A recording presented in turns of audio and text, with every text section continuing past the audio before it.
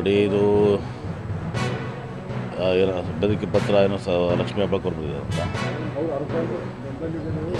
ಸುಮ್ಮನೆ ಇದನ್ನು ಕತೆ ಹೇಳ್ಕೊಂಡು ಯಾರೋ ಬೆಂಬಲಿಗೆ ಬರೆದಿದ್ದಾರೆ ಅದು ಮಾಡಿದ್ದಾರೆ ಅಂತೇಳಿ ಎಲ್ಲವೂ ಇವರೇ ಸೃಷ್ಟಿ ಮಾಡ್ಕೊಳ್ಳೋ ಇವರೇ ಸೃಷ್ಟಿ ಮಾಡಿರ್ತಾರೆ ಅದನ್ನು ರವಿಯವರು. ಅದೇ ಇವತ್ತು CLP ನಡೀತದೆ.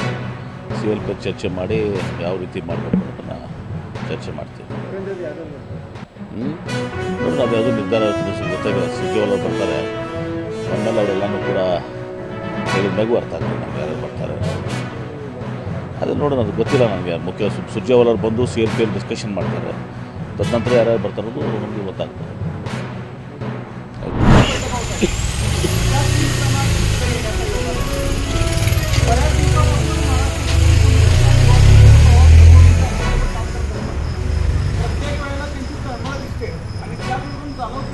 प्रत्येक घराघरात किती मराठी असण्याचं अजूनपर्यंत टिकून गेलेली आहे आणि तुम्ही ती स्वतःहून टिकवलेली आहे. ही चळवळ आणि ही तुमची तळमळ या ठिकाणी अशीच अभ्यंतर व्हावी, त्याने बघून बोललेला वेळा म्हणून करून आम्ही आमच्या मराठीत सामील व्हावं यासाठी या चळवळीला आता या 5 वर्षामध्ये कुठेतरी निकाल लागेल याचा.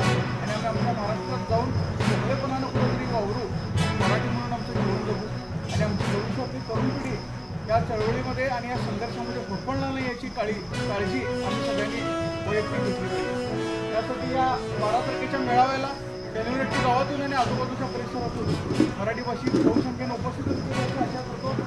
त्याचबरोबर महाराष्ट्र एकीकरण समितीनं ज्या वेळेला परवा दिवशी मध्यवर्तीची बैठक झाली त्यामध्ये 17 जानेवारीला जो हुतात्मा दिन होतो, हुतात्मा दिन या ठिकाणी निषेध दिवस म्हणून आम्ही पाळतो. तो हुतात्मा दिन अभिवादन करून चलो कोल्हापूरचा नारा दिलेला आहे. कोल्हापूरमध्ये या चळवळीला ताकद देण्यासाठी कोल्हापुरातली नेते मंडळी त्या ठिकाणी निषेध सभा घेत असतात. ही सभासुद्धा बहुसंख्येनं उपस्थित राहून आपण यशस्वी करूया. मित्रांनो, प्रत्येक वेळेला बेळगावात मुलं झाली की कोल्हापुरात खड्या घडतात आणि त्यामुळं कुठंतरी कर्नाटक भीती आहे.